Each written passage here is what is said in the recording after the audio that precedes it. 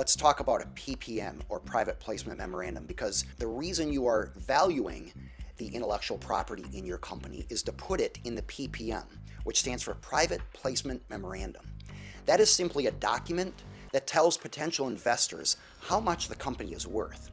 Because when those investors want to invest or buy shares in your company, your shares are not on the public stock exchange where they can look up like Apple Computer or Tesla and find out what are people paying. These are privately offered. In other words, you're setting the price, and you're setting the price based on what you want to get. But you need a memorandum to explain the basis for that price. So it's your goal to get a valuation as high as possible to suggest to the potential buyers that this is a good deal.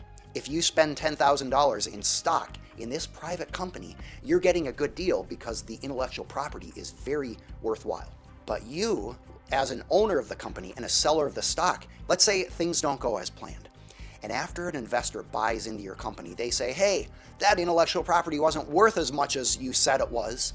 You want to make sure you're protected, that you did what you had to do to accurately present the value of the intellectual property. The safest way to do that is to hire an outside appraiser of intellectual property who has the proper credentials for valuing that sort of intellectual property. As long as you did your due diligence and hired an outside appraiser who has the proper credentials for doing that, then you can't be liable for negligence. You did what you could. Now, maybe they were negligent, maybe they did something wrong, but as long as you did your part, you've essentially offloaded the risk to that appraiser. So one reason appraisers get paid a pretty significant amount of money is because some risk is going on to them in case of a lawsuit.